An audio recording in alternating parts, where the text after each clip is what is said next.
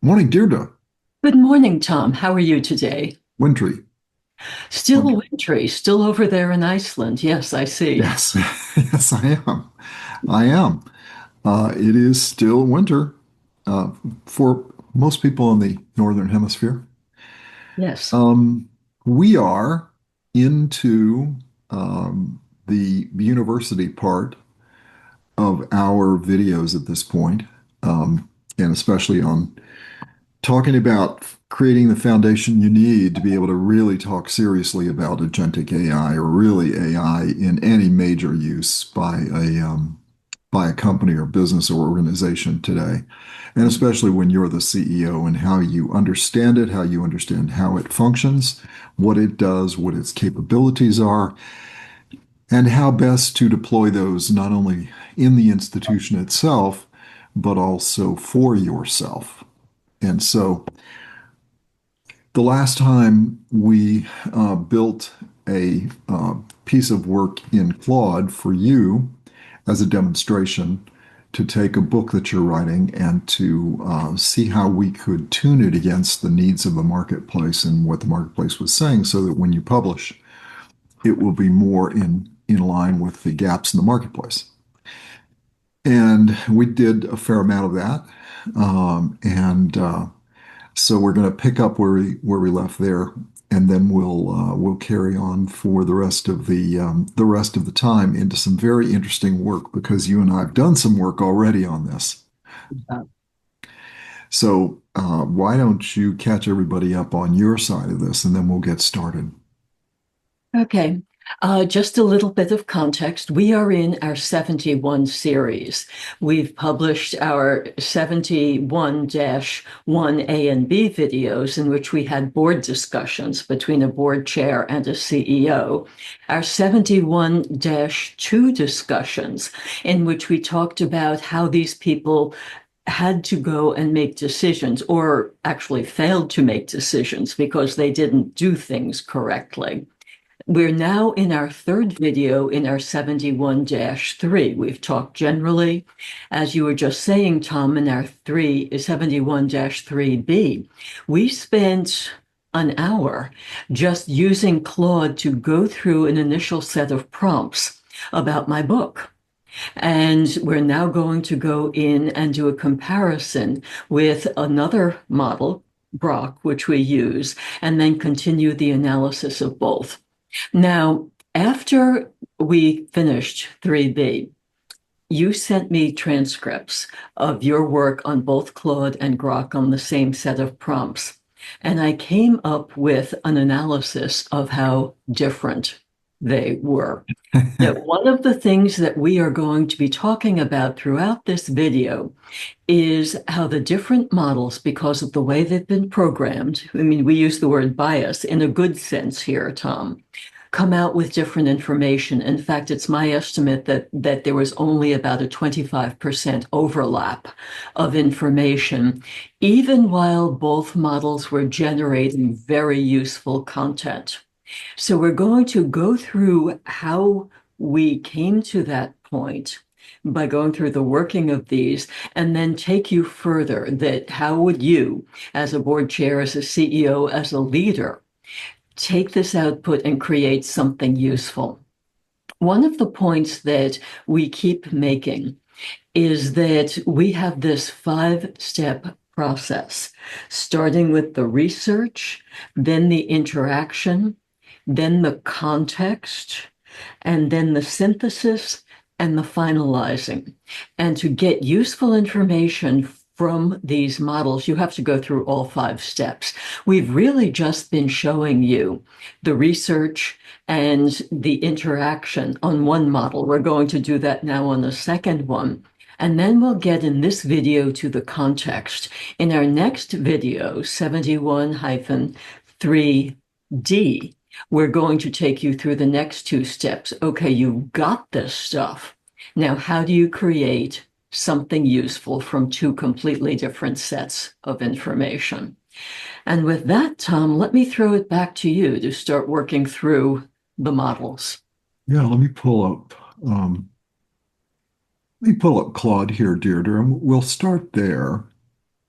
And I've got to get a way to be able to keep my Zoom bar where I need it so that I can actually launch the share. Okay. So this should give you Claude. So you should be able to see my Claude screen now, Deirdre. I see your Claude screen and your project of Deirdre's content book. Yes, and as we've said, those of you who don't use projects for everything, we really encourage you to do that. It just, when you're doing so much work using these models, and I don't care whether you're using any of the models from Copilot through Perplexity, it's really helpful to use projects to organize your work. So we've got a project, Deirdre's book content, and that's what we're working on.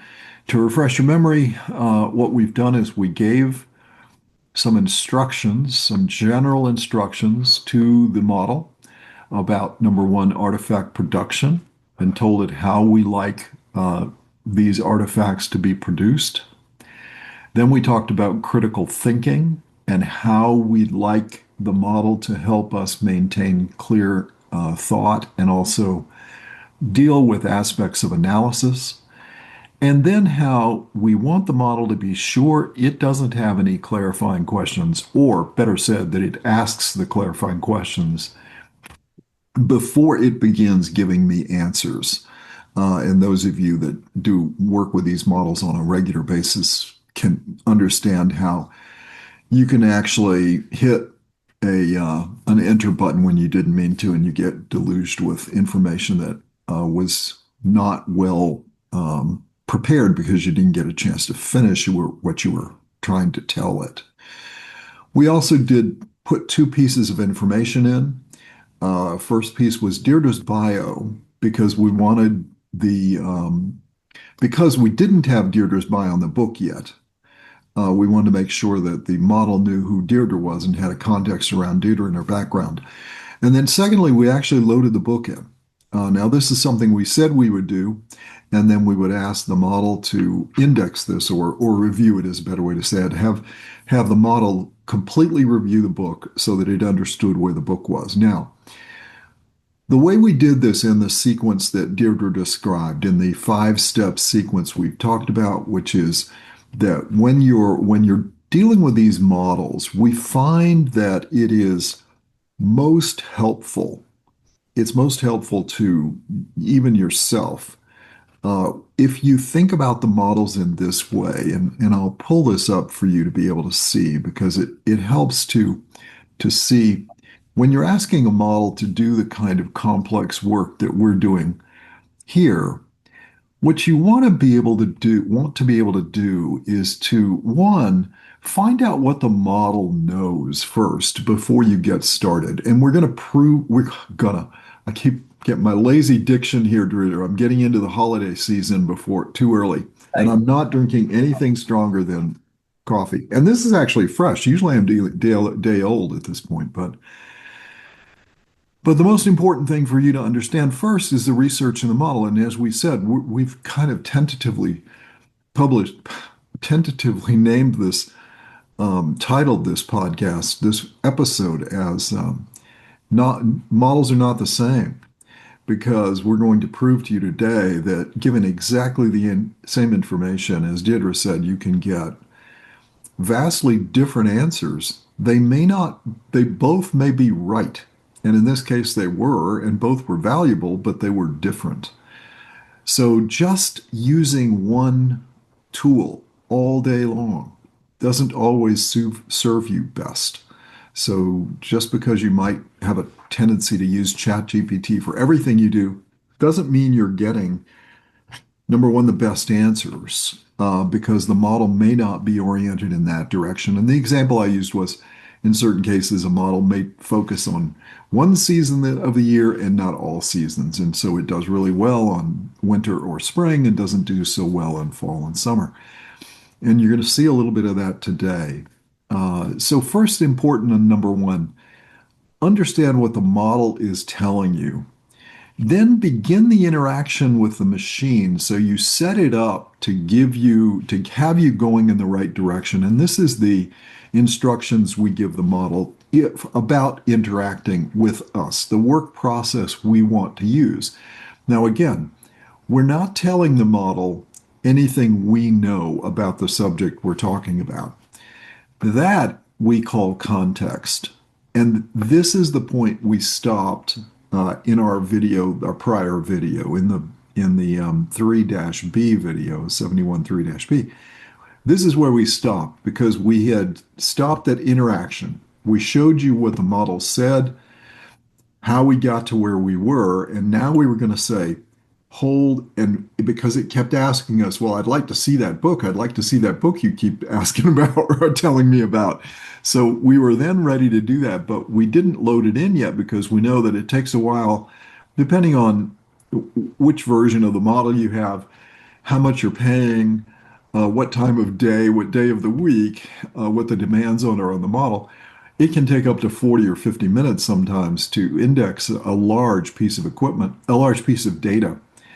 Or it can take, in the case, I think, in one case, Deirdre, when we did it in one, I think it was Grok, it took 20 seconds, I think, to index the whole thing. But this is where you're asking it, look, I'm going to give you some context. This is what I know. This is my piece, my unique thinking. In Deirdre's case, in this project, it was about her book. It was her actual book content that she had written herself. It could be anything that you yourself author, meaning an analysis you do, or a piece of writing you do, or a structure or a strategy you create, that you then are giving the model now what you know. And this is the step we're at now. And we're going to take you through how do you get to this step, the synthesis, where you're working with a machine to now take your work, their work, and make something useful out of the combination of the two. So it can hand you something, and then you can take and do step 5, where you now take it and make it yours because you've gotten interaction, you've got, and this is not a lot different than scientific research or any really serious research that someone does, where they do research and they get help with research, research assistants, research associates, input from others. You gather all that input and then you interact with that input. You provide that, you fit that around what you're dealing with, and you then synthesize that into an analysis and then finalize it. But this is a case of using a machine to help you in this process rather than use other human beings or try to do it all yourself. Any comments here, Deirdre, before we now start to now take it apart? No, I think that's a great recap of the process, and let's get going. Okay.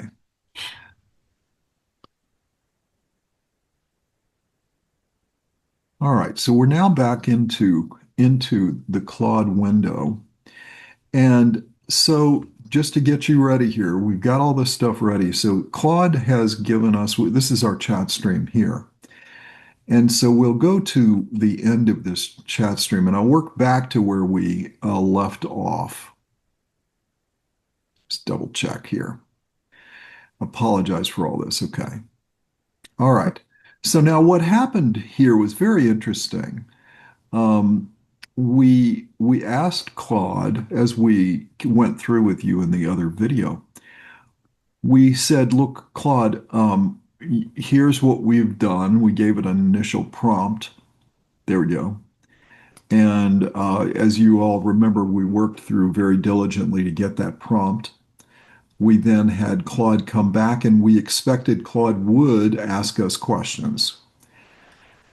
So we then answered those questions directly from Claude. We took the questions and did a copy and paste of the questions and then put our answers here right below with the 3 arrows. And then said, let's see what Claude said. So it came back and it said, let me do some work. And then it started to do some work. And what we showed you is what it came back with. was, what they found in the marketplace. And they gave some pretty interesting information. For example, they give an author, a book title. They talked about the core approach, the focus, the target audience, the unique angle, and some other aspect to it. And then it came back and talked to online courses and video content, talked about the market itself and distribution channels because we asked about that, tactics for marketing, talked about podcasting, platforms, blogs, social media, consulting. And it went on through. It was a really pretty comprehensive, Deirdre, I think, right? It looked pretty comprehensive, and I'm qualifying that because I've now seen the Grok response. Oh, you're But giving away oh, the hidden sorry. piece. But, No, that's but okay. a warning here. My initial reaction when I first saw this was, wow, I've got what I need. I don't have to go further. But remember, this is only step one of the five-step process. It's a real mistake. And most people make this mistake at some point when working with these models of stopping at this point. Yeah. Before you go through the context, the synthesis, the finalizing, and so forth, this is pretty much machine, very heavy machine with not that much input from the human. It's going to turn around so that the human winds up providing most of the input to the final product. Yes, what you're getting here, and this is the risk that every one of you that is listening to this knows, you can be overwhelmed by structure, by quantity of information, and quality of presentation. Mhm. You can be overwhelmed that you're done. It can look like a final piece of work, and it is. It's a final piece of work for step one. What does the model know? So it does a great job. And it does a great job of then saying, let me ask you some questions. And this is where we stopped. What's the book? What's its approach, the target readership, the plan, that you have, the marketing assets you have. Once you understand that, then it'll do some looking for some unique angles. Okay. And you see what Deirdre wrote here. This is great. I've now uploaded the book. You will find it in sources as a Word file titled. Now, this is one important thing to remember. You can choose to not do this, but you slow yourself down. I always give it the exact title that it's going to see prior to the .do, blank, right? Or XLS or whatever. Um, because it is going to look for that. It's going to look for the exact title, not the title inside on the paper, but the title of the file that you've uploaded. Now, notice here I said, let me know when you've reviewed the book before you do any more work on this. Now, Deirdre, I was pretty explicit there, right? You were explicit, and the model didn't listen to you. No, really. It's just a case of the model I just think getting so enthusiastic here. It went on and created another 2 pages of input for us. so. This is like a really your favorite dog that really wants to please you, no matter what you say, right? Correct. So, Deirdre, I'm going to let you take it from here. And without giving the spoilers of Grok yet, why don't you tell everybody what you got here?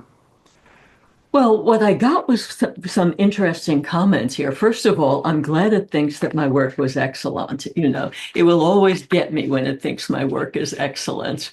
By the way, we've got to remember that Claude has no way of telling whether this is excellent work or not. This is just part of the programming to be pleasant. I think it's so. I held up my manuscript last time. It's 125 8.5 by 11 sheets of paper. In other words, it's a fairly hefty manuscript. It's going to be a 250-page book. And Claude may assume that someone putting in that much effort has done excellent work. So don't believe these models when they flatter you. They have no independent way of knowing how well you're doing. This is just part of building a relationship. Deirdre, you're bursting a lot of people's bubbles, including mine. I mean, this is the only feedback I get from, except for my dog. That Well, so, don't burst everybody's bubbles on this, but I well, think you might have a point. I think you might have a legitimate point there. yeah, it's so easy to think that these models are talking to you when they're not. They're simply responding to prompts. But You are anyway, cold, Deirdre. You are really yes, cold. You're cold in this absolutely. one. But then look at what it gave me. It gave me a set of what makes my book different, potential positioning challenges, and then a whole list of questions before it continues. Now, interestingly, this is good, but it takes me down a train of thought. It's not an independent way of thinking. In other words, it's driving me in its own direction. And you Correct. and I talk, Tom, about how the human needs to be in charge of leading the machine. And so I'm bursting another bubble here. It's not that they're looking out for our interests and going ahead and charging it and giving us all this extra information. It's that Claude has decided that it's going to take me down this train of thought without giving me a chance to prompt it in terms of how I wanted to react to my book material. So this is a warning Absolutely. sign here. No, Deirdre, you're absolutely right. Your natural reaction is to get a quality piece of work continuing, right? Is Correct. to answer these questions. Hmm. But then you're being led by the model. Correct. And Tom, we've done this. In fact, I believe one of our videos in the 62 through 69 series shows us doing that, that these models will keep driving you down to a point Mhm. beyond the point of usefulness. And it is your responsibility as the human to not only stop them way before that, but make sure that they're driving you in the direction that is useful to you, that's providing you with the information you want. Absolutely. The so and we've talked to you before about when do you just ignore the questions, right? And this is when you ignore the questions because you are following a pattern. You've you've given it a little bit of context, very carefully constructed context in your first few prompts. And you've then given it some instructions about how you'd like to interact. And you said, when I get to a certain point, I'll give you the book. You did that. You now gave it the book, but you also said, before you get going, just tell me that you've had a chance to review it.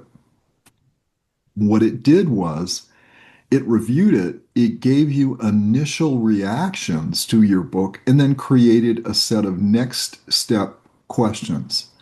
I don't want that. You have a plan. You want to compare your book to the marketplace in the way that you want to craft the analysis and the questions, and then let it do the work. So at this point, I say that it's interesting to go through the verbiage here that goes on for how many pages, Deirdre? Was it like three pages? It's two print pages. Yes, Two it's a print lot pages. of stuff. Yeah, very interesting. I'm glad it said that, but I'm going to ignore the questions because we're going to create our own set of questions to ask it to compare the book in against the marketplace and Right. give us strategic insights into strategic gaps, how your book fills those gaps or fails to fill those gaps, how it's best positioned, what titles could be best, right? We'll come up with those prompts, but we want to control that. We don't want to be prompted here by the model that'll take us down, getting a little too far down in some of this before we want to clarify it, right? Because the model will tend to, as Deirdre said, it'll tend to drive you to a narrower point. But the point is we want to keep that point as broad broadly stated as possible until we're ready to dive in. And only you know that. And those of you that have done scientific research or things that have a mathematical aspect to the research itself, you know that that's one of the critical aspects. Don't get too narrow too fast because you're going to ignore something. You're going to miss something that way. And this way we don't let it miss. But notice about it, it's coming back and trying to tell us, about the tone of the book and all. We're not ready yet. We're just not ready yet for all of that. It Uh, was interesting to me, Tom. It was interesting, for example, that this book felt textbooky. And, I think that's more because I had a lot to say, because I've taught in academic institutions and so forth. But that's actually a judgment call that Claude may or may not be able to make accurately. yeah, yes, again, it's its definition of that, and we didn't ask it that yet. Right. Now, so one of the things we did was we decided because we wanted to do this particular um, episode, we decided we were going to compare Claude and Grok with the exact same prompts.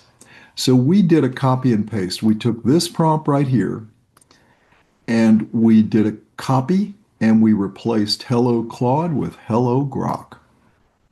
And that's what you're going to see here. So we created a project in Grok using the exact same instructions, the one that we told you before about artifacts and critical thinking. Then we did the same thing. We put in Deirdre's bio as we did as a piece of resource. And notice this. Here's Deirdre's book. We put Deirdre's book in there. So it has everything. And we did it in the exact sequence we did for Claude, where we just did this prompt first and Claude reacted to it. And it came back with a bunch of stuff. Now, it was very different. And Deirdre will go through how it's different and what what that means.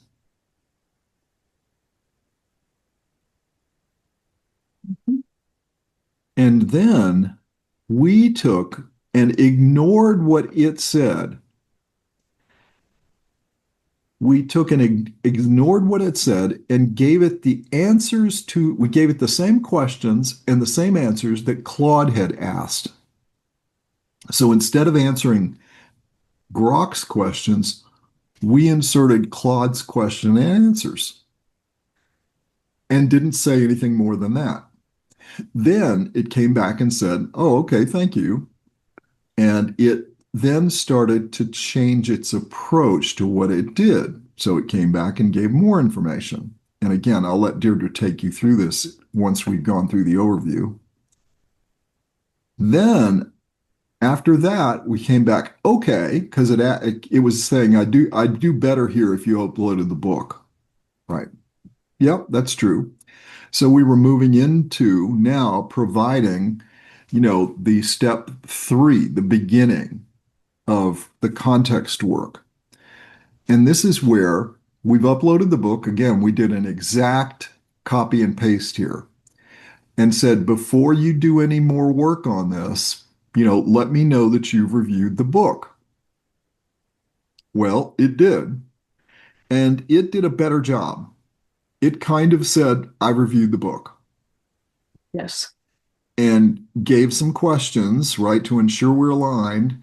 Would you let me know how to focus next? So a little bit better. So I'm going to let Deirdre now take the floor and describe to you in more detail what was the difference you see, and tell me where you want to go here, Deirdre, as you're doing this, if you want me to show anything or you just want to talk about this.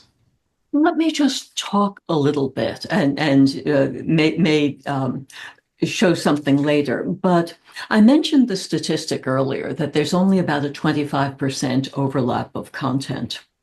Both models did excellent work in search, in coming up with information according to how they've been told to approach the marketplace, according to what sources they've used, according to the attitude they bring to the marketplace, according to how they understand they're supposed to proceed.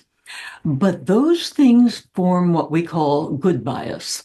It's not the bad bias of discrimination, but it's good bias in creating what I'll roughly call a personality, even though these models don't have personalities, but this is like a personality for each of these. That Claude was infinitely more descriptive, focusing more on understanding the marketplace and providing recommendations. Grok was more comprehensive in searching for things and in organizing the material in tables. You saw tables when Tom was scrolling through the Grok information, no tables in Claude. And what those tables did is they put in a lot more information than the 4 bullet points underneath each book title that Claude did. And we've said this before when talking about the models, Tom, that Claude is very good to work with, to synthesize, to create, to interact when you need to do interaction in the human-machine partnership. Grok is more like a machine in terms of search and comprehension. And you mentioned earlier when we were talking about this that Grok is often used by scientists for that very Yes. purpose, that it does the deeper search, it surfaces more information, and it organizes that information very well. I did not tell it what table headings to use. And what it did is it gave me in the tables key findings. Here's a link to further information, what the authors said, organization, just absolutely clear information like that on its own. Very valuable, equally, if not more valuable than the way Claude organized its information. And what I think the distinction was here is that Claude was looking for discussions of the topic, while Grok was looking for how-to books. It made a decision that given my title, Using Content to Grow Your Business, I was talking how-to. So it went out to look for how-to topics.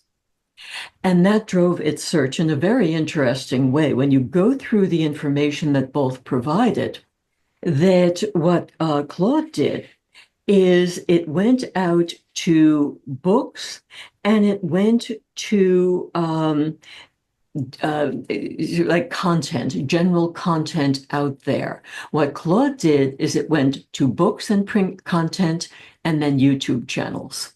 Hmm. A very interesting difference because we all know that YouTube is how to, that people do a lot of their how to learning on YouTube. And that's exactly where Grok took us immediately, surfacing this, which is great. And that's where a lot of the links in the Claude tables are to various YouTube channels, which was very good.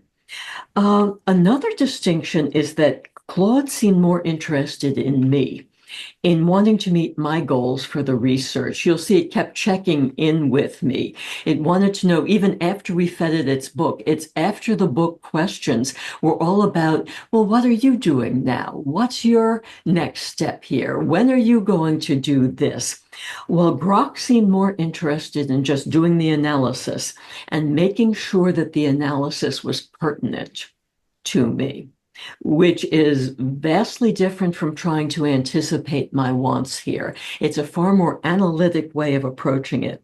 Now, these two approaches combined, I'm looking down here at I say in my written analysis, the information from both creates a deeper, more comprehensive, more useful answer to the prompts. That when I was about to say, I combine. Actually, we're going to have in the synthesis step, have the machine combine these. The depth of information I got will be 2 steps beyond that initial information that looked so good to us at the time. Now, one thing that's going to be very interesting to me when we do this is whether the synthesis runs into clashes of comments. whether some of the comments Claude makes may contradict some of the comments or analyses that Grok makes. And we'll see how the machine handles this. But then I think this is a pure instance of where the human in the finalizing step makes the decision about what is right here. A couple of other points. While there was only this 25% overlap in what I'll call competitive sources of information, there was much more analysis about, there was much more alignment among how people are marketing. Now, what that tells me is that there are set patterns of marketing in this industry. In other words, that's me bringing my knowledge as a human and my knowledge of the industry. I actually worked in the publishing industry for 10 years before moving into business more generally, before getting my MBA. And this is how the industry, publishing industry as a whole goes about this. So, what this is telling me is that even though there are these two different streams of things, everyone is coalescing among one stream of marketing content. That's very valuable to know. It's not as if you do certain things if you've got a YouTube channel and certain things if you're off here. You just come right around this one model. Um, I also note that Claude was more willing to provide input without exact prompting. Claude was running ahead of us all over the place. And I think that some of the answers in those long streams of Claude information, even though it might have been useful, was not on my prompts. In other words, there was more of a look of fullness to the Claude, even though the information it was providing was valid. But that provides more possibility for me making a sidestep away from the center stream, which is where I want to be. Claude reads as a broader search, Grok reads as a more pertinent search. Now, think about that for a moment. If you are doing initial research in an academic term paper, you may want the broadest search you want. You're getting ideas, you're looking at what's out there. If you're in business and you're trying to write a report on deadline, you want the more pertinent search here. Even though you've got to be aware that you might be missing some of the sources out there. This is one of these human judgment calls here. And we're going to keep bringing up these human judgment calls because they become so important going through all of this. Then I say, as noted, the combination of input provides a truly deep and useful response. The combined response makes me feel much more prepared to do the work I need to do. And this is before I answer the questions both models have for me. I have a deep sense that both are pushing me to go further, to really understand what I'm doing. And that's the danger of going down the rabbit hole. Yes, So it being is. pushed. So Yes. again, this is another human judgment here. This seems to be a feature of the carefully planned interactions, that you can go too far. I suggest that simply doing a search would not provide me anywhere near this amount of useful information. So with that, Tom, I'm wondering whether I turn it back to you at this point to Yeah. keep So going. yeah, boy, my speech is lazy today. Sorry about that. Yes. So coming back to this, again, the power here is in how you very carefully work your way down through learning, discovering the breadth, depth, and bias of the model. And as Deirdre said, one bias here, and if you were going to sum up the Claude bias, you'd sum it up in what way, Deirdre? That it was trying to please me, to figure out what I wanted and to make me happy with the responses. That's a little strong and naive at the same time, but it was very much focused on getting me what it thinks I want.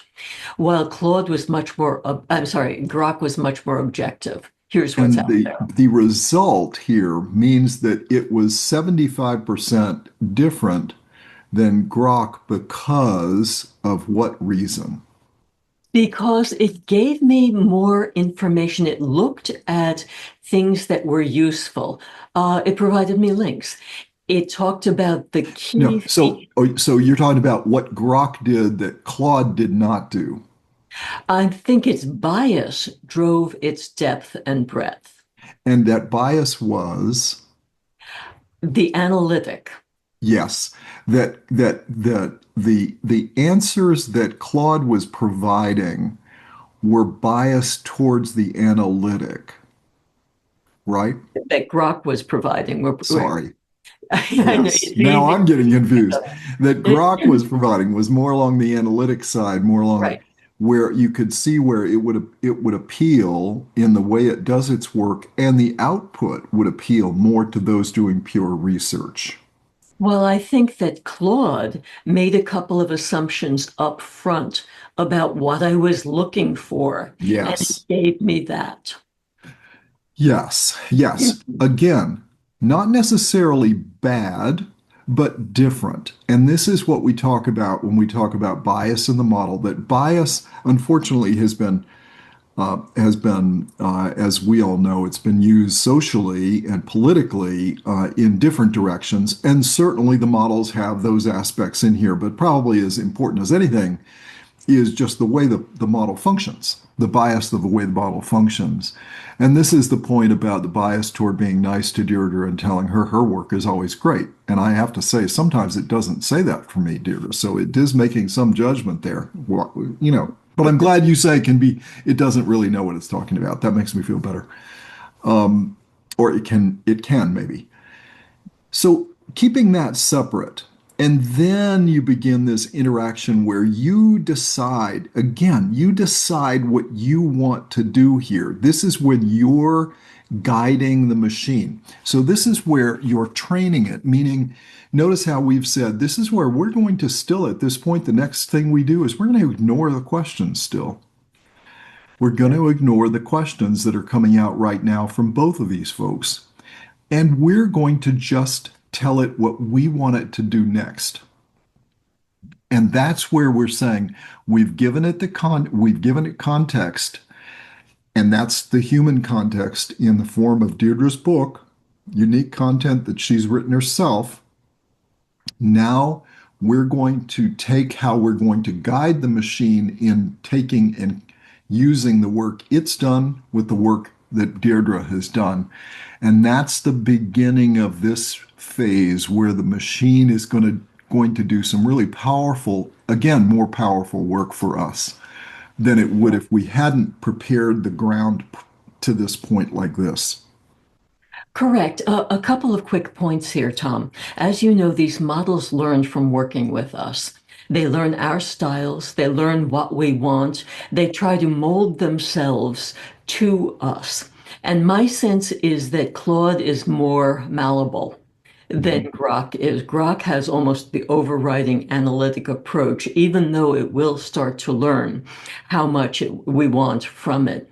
But Claude very definitely, and I love Claude. I've used Claude for all sorts A of year, things. right? Yeah, and I think it's a really great model, and I'll continue to use it. But I'm aware that it's making decisions about me, so it's going to be making decisions about what content it gives me. Exactly. And you can tell this because you explicitly told it not to do anything, and it still went ahead and did 2 pages worth of work and tried to even influence you there by at the end asking you a bunch of questions that if you are not treating this with the care of being a leader, you just naturally say, okay, I can get really good results here by just answering the questions. Right. And that's not you have to take on this role of being a leader. And this is like you made a comparison into an old television Leave It to Beaver thing, right, with Eddie Haskell. And didn't you call, or maybe it wasn't you? That Oh my wasn't goodness. me. Who was telling me that they thought Claude was like Eddie Haskell in Leave It to Beaver, meaning somebody that always told you you looked wonderful, you're really smart, and wasn't this a beautiful day outside, regardless of what the weather was and regardless of how you looked, just to gain favor with you. And Claude has a little bit of that aspect to it. By the way, again, we love Claude. And you can see now, those of you that use ChatGPT, Perplexity, the all the other Gemini. models. Yeah. Yeah, exactly.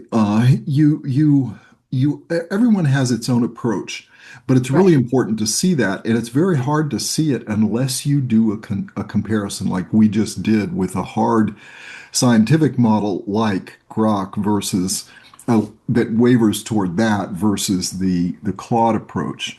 Right. Um, And let me make a point here, Tom, that we mentioned that Claude came up with 2 pages of further analysis after it looked at my book, even though it wasn't supposed to, and then asked me a whole bunch of questions. Grok, on the other hand, not only followed the instructions, but look what it said. It said, to ensure that we're aligned moving forward, a quick clarifying question. What would you like me to focus on next? yeah, In other words, Claude is signaling that it is not only following our instructions, but it's aware that we want to drive. I can't say that it's aware. It has been programmed to to acknowledge that the human is leading the process here. right, to appear to being aware, right? So correct. And this is really hard for those of you that have just used one model. If all you've ever really done is use ChatGPT and you've never really dug into the others and you've never done this kind of a comparison and something you know, you're missing what you're dealing with. You really Correct. are. And you're also missing its not only some of its weaknesses, but some of its strengths, where we know what Claude is good at and we know what Grok is good at.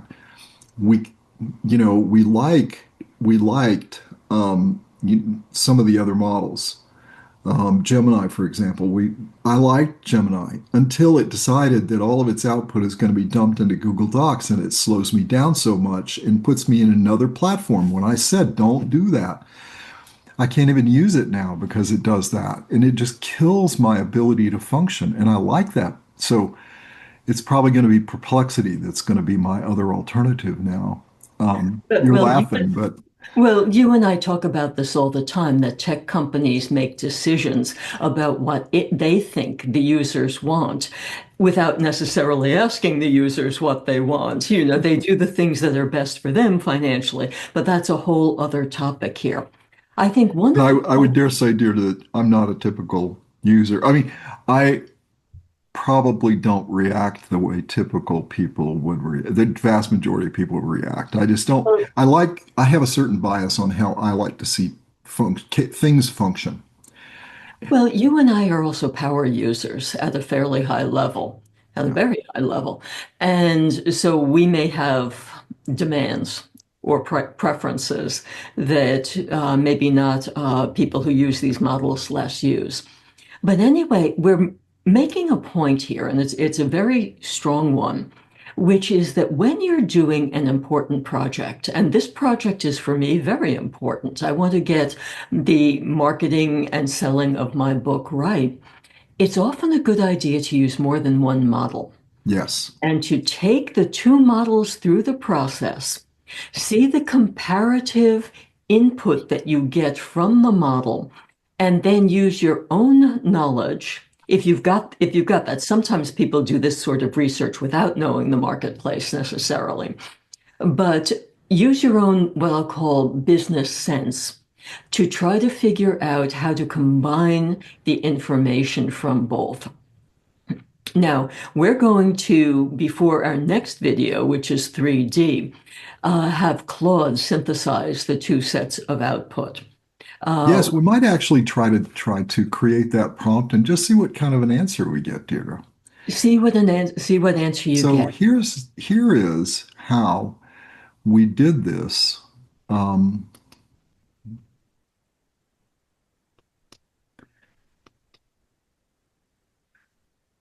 so we find that and again, to refresh your memory, if you weren't with us, oops, you weren't with us the last time. Boy, you can imagine where I want to go, right, Deirdre? Correct. Uh, let me see here.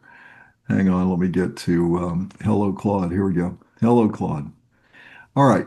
So we created a set of prompts here, and we did that by writing them in a notepad because for the top two prompts that we gave, we wanted to be able to make sure that we did it exactly the way we wanted. And I said, for the most part, we're not going to be doing this much further. We are going to do one more inside here, and this is the next prompt. And this is where we're going to say that we want to do a compare and contrast of Deirdre's book against what it found in its research of the marketplace. So, Deirdre, help me construct this prompt that you want to give, and we're going to give it to both Grok and to Claude and see what we get. And again, remember, we're ignoring everything that it gave us because we said you're supposed to stop. And so we're not even going to look at what they asked us. We're going to tell it what we want. So how do we do this? Would say, we appreciate everything you've done so far, Right. all the work so far.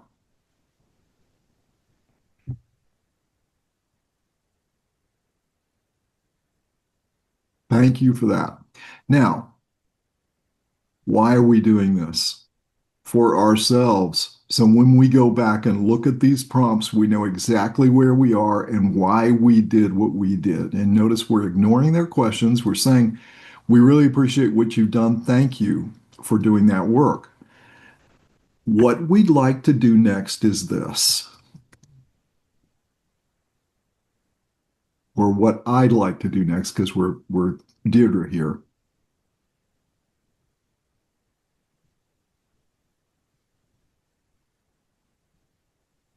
All right, Deirdre. I want you to compare my book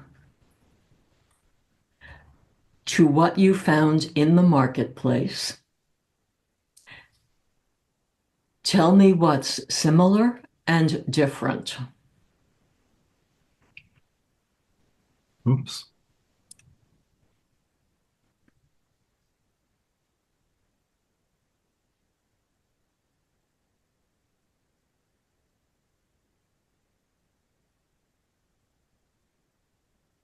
Clean up my.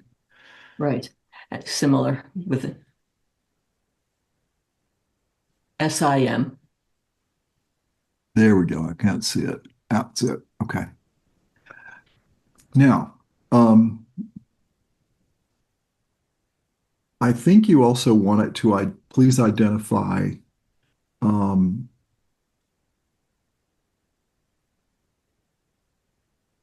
so you want to see what's similar and different, but don't you also, Deirdre, want to understand the strategic gaps it sees in the marketplace and how you may or may not be filling those gaps? Um, yes. Interesting, Tom. I was still thinking about the manuscript itself and thinking that maybe a third prompt three is what topics does the marketplace cover that I do not cover in my book? Um, Something like that. But then we So, okay, give me those, give me that. What topics? what topics do the books you analyzed cover that my book does not?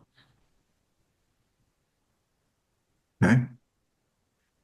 Okay, so this is the basic comparison here, um, I think. Then when we go into the marketing strategy, that is sort of a different topic, and it's going to be interesting. One of the things that we find is that sometimes it's good not to combine too many topics in giving prompts to these models. Yes, you could. So one of the ways you might be able to simplify all this is to ask it to do a compare and contrast. Okay. Okay. So so rather than try to be that specific, because is what I'd like to do next is have you do a compare and contrast. Okay.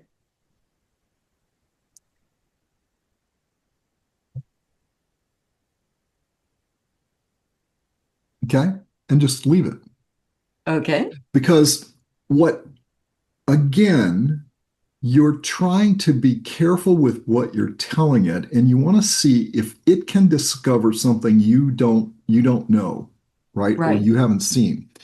So one of the ways I like to think about these prompts, Deirdre, is are you giving it too many guardrails, Yes. right? Are you constricting it too much? Right. And this is where, if you think about, okay, as a leader, if I have a really bright, creative, and or even more better said, enthusiastic assistant or research assistant or research associate with a lot of promise, I don't want to give them too many guardrails. Right. And I want to ask them to do something, but I want to leave it as open ended as I can so I can discover. Again, if you think about what you're trying to do here is discover. Now, can I discover how good they are? And are they going to pick up? Because one of the things we'll do for cleaning it up at the end is, okay, I notice you didn't cover any topics other books are covering that I'm not covering. Are they important? Should I? Right. I expect that we will get at the level that you were at a minute ago, but I think we may be a little early for that. All right. Okay. Because again, I still want to find out what the capability difference is between these two models, or if I and I wouldn't encourage you to do this in more than two, just but select a couple of really strong ones. I don't recommend Copilot for this at this point, but recommend a Perplexity, Chat GPT, something like that, and a Grok and a Claude. Pick two of from models like that, and as Deirdre said, do parallel comparisons. So, Deirdre, do you mind if we just go with that? Go with that. That's fine. What you're really talking about here, Tom, is making sure people understand the structure of prompts. That you go in a logical step-by-step process as opposed to jumping ahead because you might confuse the models, frankly, because they Yes. think more logically. Yes. And notice we haven't said a lot yet, right?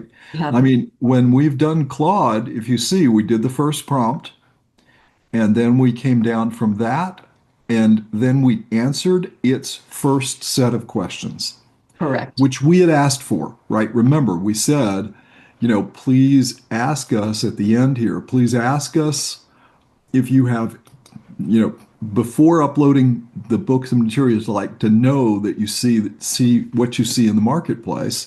Correct. And then remember in the instructions, we said, if you see, oh, am I not showing you this, Deirdre? I'm not showing No, you that. you're not sharing your screen. You But gotta warn me when I'm I did this to you the other day too, didn't I, Deirdre? Mhm.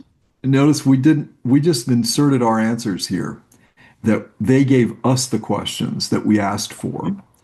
Right. And then it came back and gave us a lot of stuff we didn't ask, that we asked for. And it did. As Deirdre said, it wasn't as comprehensive as the Grok work, but it was good. It's good. It's valuable. And then notice we didn't do much here. When we got down here, we just said this, right? Very Hmm. simple questions. And then it came through and did a lot of work we didn't ask for. So And instead it of asked and asking then them, asked us for questions. So now we're going to do this because remember where we are. We've told it. We've said, please go out and look at the marketplace. It did. It did a nice job of that with the bias that Deirdre discussed. And then we uploaded the book. We know it's had a chance to look at the book. It's had a chance to index the book thoroughly. Now we're going to say we appreciate all the work you've done so far. Thank you for that. What I'd like to do next is have you do a comparison and contrast. Okay, now maybe I should say a compare and contrast of your work, of what you found in the marketplace and the book, Okay. right?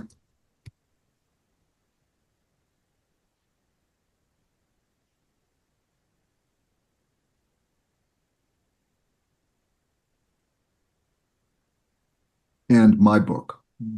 Yes. Now, again, this is the point behind being really careful what you prompt so that you are clear, so that you're clear, but you're not putting unnecessary constraints.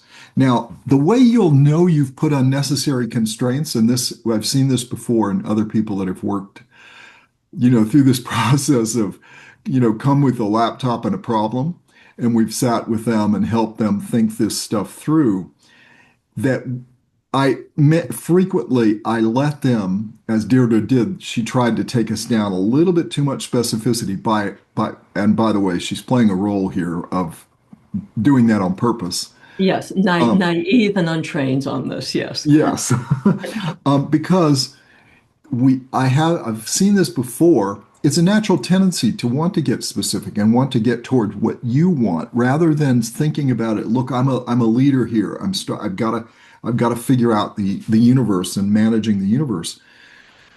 Because when you get the answer, you're going to say, "Oh, it really didn't answer this."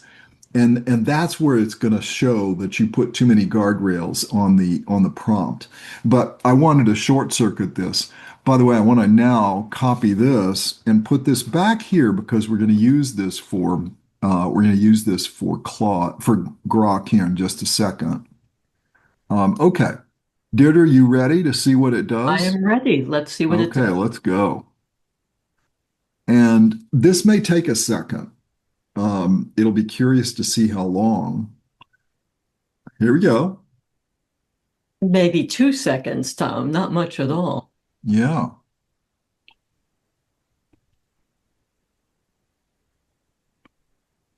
Hmm. Now look what it did. It jumped in advantage, my, assuming that my book has the advantage here. Again, it likes me. Well, it may be right, Deirdre. Have you ever thought about Right. that? That it may be right? Could be, could be. You're a little bit on the skeptical side. No, I understand. See, I've got the advantage again. But a disadvantage as well. Oh, there we go. Finally. Finally. Oh, three audiences simultaneously. Bad, Deirdre, bad. Your book. Look at this.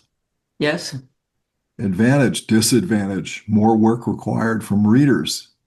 yes. Deirdre, you're making people work hard. We've had that complaint before. That's the academic approach. I think Yes. that's a, I think that's a common complaint that you and I have been has Hmm. have had thrown our way. They feel overwhelming. Okay.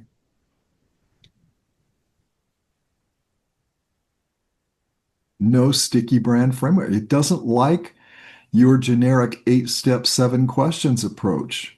Deirdre. I have to get out there and do some branding work. Yes, exactly, which is what you want to hear. Because now you Exactly. can shape the brand in the way that it thinks it's Exactly. strategic. Okay. This is good. Your positioning, Hmm. tone and style.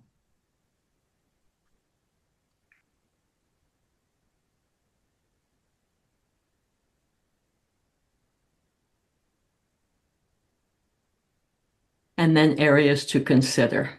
Yeah, it's good. Structure and usability. Hmm. Your structure, advantages, challenges. Oof.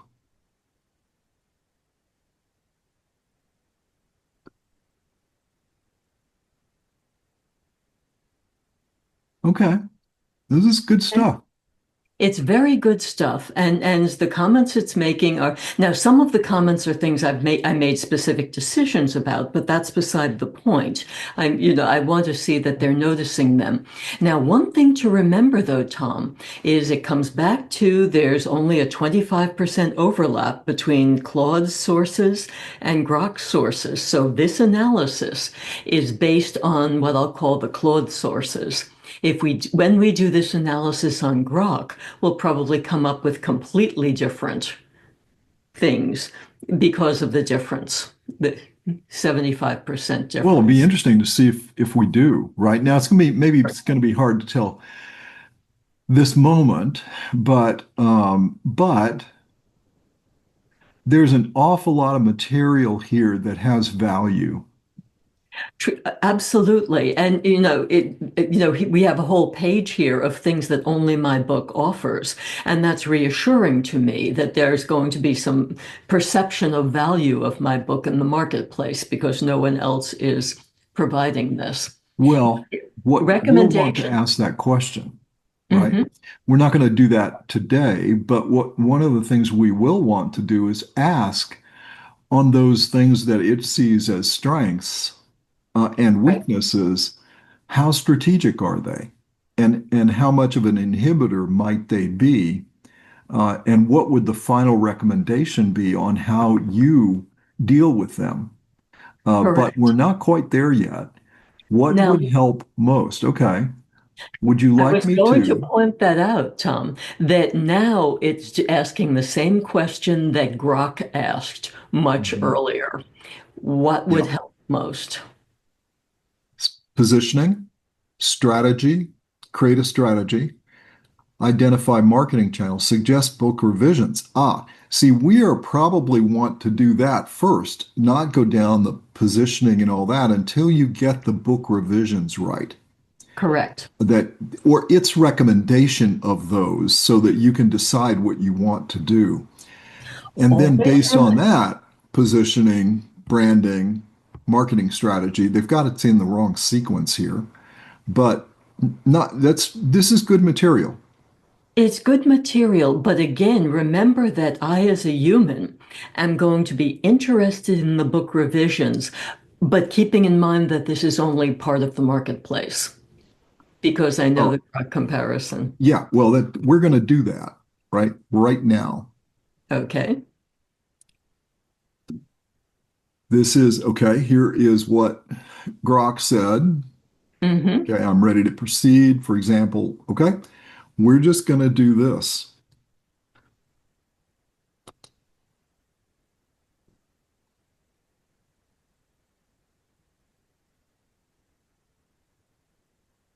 That was about the same amount of time, Deirdre, 2 seconds. Exactly. No clarifying questions this time. Now you see here, You did a much better job, Deirdre. it did. It's come up with a table again, identifying core focus, target audience fit. Uh,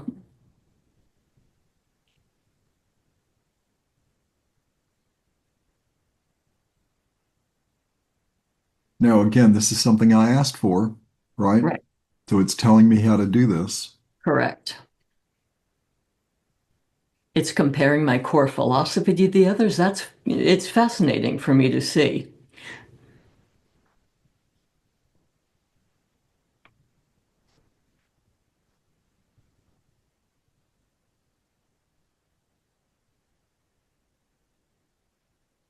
Hmm. Yeah, critical thinking, differentiations, strongest case against my book. That's very interesting for me to I know. asked for it. I mean, remember, that's part of our instructions. Give us a Right. best case for, and then give us a strong case against. Right. And Now, then what would increase the confidence interval, right? correct.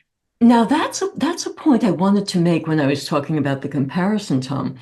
In the very first set of instructions, you asked for a comparison, a confidence interval. Claude has never given us a confidence. Correct. But I said at the appropriate point, and Right. notice how here you're getting exactly what we asked for. An Correct. initial recommendation, a risk adjusted final recommendation and then summarize again at the end so that I know what you're dealing with. Correct. And then we ask for every single one an initial recommendation, a confidence interval that what it's saying is true. Correct. Okay. Then the strongest case for, the strongest case against, and what would increase that confidence interval. And then if we did this, what would it do? What would your final recommendation be? Do I incorporate that stuff or not? So let's see what it's saying, Deirdre. It's Right. saying no major inconsistencies, that the market aligns with organic, the authentic content for entrepreneurs, but gap in highly structured workbook style guides for diverse entities. Okay. And it's telling me that actually I fill that gap. It has identified the strategic gap for me. And it recommends that I position as a structured workbook, that risk adjusted, I lean into the practical workbook for business growth. Hang on. You're going too All fast right. for me. So let's stay up here in initial recommendation. Position your book as a structured workbook for purpose content programs. So it's more hands-on, planning focused rather than motivation and tactical competitors. And the pros are this fills a gap in systematic tools that exists, that there are planners and professionals in this marketplace, but the con is that it's not hype, it's not the hype of Gary Vee style. Well, I don't care about hype. But it likes the depth and inclusivity that you have. It dislikes, it may feel denser than quick read tactics. Okay. Again, whether you care about that or not is you're glad to hear it, right? Because you know Glad that. to We hear it. both knew that. Right. All right. So it's saying a confidence interval of 90 to 95%, strong from direct content review. So it's done a direct content review and it says, I think I'm 90 to 95% correct in what I'm telling you here. Right. I've looked at 25 market data, 2025, slight gap in ultra niche comparisons. So it doesn't look at everything in the ultra niche side. Strongest case for differentiates via worksheets. So it likes that, the 8-step piece. It's ideal for entrepreneurs needing coherent programs, not just social media, social tips. It's Hmm. timely with an ROI focus amid economic caution. So it's saying, look, you're right in there. This Right. is really good stuff for when we do blurbs, marketing blurbs. Right. Like strongest case against. The marketplace favors high energy social books, meaning hype books, day trading attention span kind of thing. Yours is more thoughtful, deliberative, maybe slower, but not everybody buys into the hype. Correct. And it's slower for trend chasers. And by and large, I don't care about trend chasers. Suggestions for changes to increase confidence. Add a forward and a slash appendix on 26 social AI trends. Okay, we can do that. That doesn't change your book practically at all. No. Um, that'll make it a more modern feel. And the con is there's a little bit of scope creep, but I don't think so. I think including, how AI can play in this, you just direct them towards the work we're doing on the AI side. Correct. Entrepreneurial only examples would be good. Pro is it's a sharper focus. The con is it loses a broader appeal, could raise it 95 to 100. You'd have to decide if you want to narrow it down or not. But those are good suggestions. Again, all it is just getting a different set of opinion. Correct. Final recommendation, lean into this practical workbook for real business growth. See, this is where it's going to help you with positioning. And that's Correct. what it says, positioning. Low risk in a saturated marketplace, unique structure stands out, high reward for your target. So I think it generally it likes your book. It likes my book. And It it like likes it kind of as it is with some tweaking a little bit, as we said, some fine tuning. Correct. And what's interesting to me is that remember that Claude and Grok are looking at different sources here, Mhm. different parts of the marketplace with their different attitudes. Grok is a very how-to, while Claude is more descriptive. And they're coming to sort of the same place, but it's going to be very interesting to see what happens when you synthesize, Tom. Yes. So it's saying your book overlaps marketplace in purposeful growth, which is not a bad thing, Right, right? Competition is good if you've got an angle. right, Um, and it likes how you're doing things differently. right. The trends are in your favor. Uh, you fill a gap in the systematic ROI driven side. And so there's going to be good, strong positioning opportunities. And then it says positioning ideas and or marketing tactics. So I think what we have now are two pretty good pieces of work. And what we're going to do in the next video is we're going to take and we'll take one of these and feed it into the other and say, this is some research we've done in Grok. Would you please do a compare and contrast against your recommendations? That's what we'll do. So it then does this and then give us a recommendation. We might choose to do it in both because for some reason, even though we've asked Claude to give us what Grok gave us, right, Right, which is really helpful. We right, were able to get that's what we want at the end of our work. We really want what Grok did. right. The fact that Claude didn't give to us is disappointing, Deirdre. A little bit. Maybe it needed just some more interaction from us.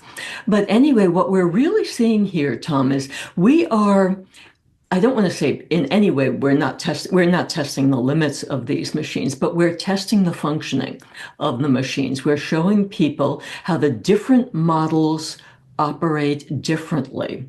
So that if you want different stuff, you select your model or you combine models like this. And by the way, I'll just throw in here, we're toward the end of our time here, preparing to move over into video 3D in about a week or so, is that we were noting that a lot of entities are not using these commercial models, the Claudes, Groks, and so forth. They're creating their own. And what we are showing here is a danger of bias in the company created model. That if you have people inside a company creating your own model, you will have ingrown biases there. And if you're doing that, and it's a good idea from the viewpoint of using your own data and be able to get, the clarity of analysis and so forth, it's a good idea to run the same prompts and data through one of the commercial models to help pick Yeah, up the biases absolutely. that Yeah, there are. if we can get to the most practical thing and we are only introducing it starting now in this video because you had to see this to understand what we would Right, recommend. But if we could tell you one thing you can do in your own business today, starting today, is do the same thing with any models you're using in your company, right, including those you've designed yourself or had somebody design for you. Run those models against some other model and see what kind of different output you're getting so that you can see what that bias is. And again, we're not talking about social bias here. We're talking about functional bias, just functional bias. It does it differently, good or right. bad. Notice how right this moment, now I happen to be really comfortable with Grok because I use Grok for another big project I'm involved in. But I love Claude because it's just so much fun to use. It really Yes, is. And so I uh, bias toward using Claude when I can.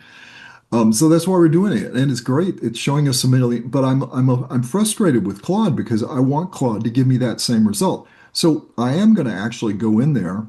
Deirdre and I are right now. We're going to go in there and say, please give us, and we're going to copy and paste it from the instructions so Claude can give that to us. right. So Deirdre, in the next video, What we'll do is we're going to do both. We're going to take Grok's output, give it to Claude, and say, please do a compare and contrast. Then we're going to do the same thing. We're going to take Claude's output and give it to Grok and say, please do a compare and contrast. Right. And we will get results that are going to be fascinating. Correct. Because one would think they'd be the same. I'm betting that they're quite different. All right.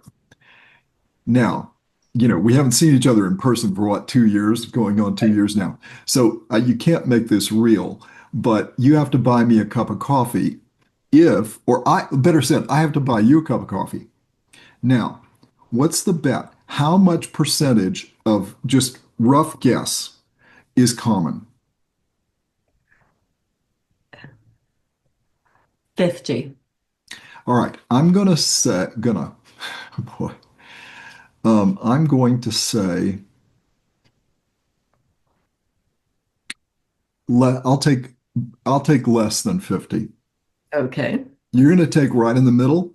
Right. I don't know what the betting thing when you bet against, but I'm going to bet against. Okay. Okay. I'm going to say they're going to be more different than they are common. You say they're going to be roughly 50-50. Okay, Correct. fair enough. That'll be an interesting test. Very interesting. Okay. It's always a pleasure. Always a pleasure, Tom. So long.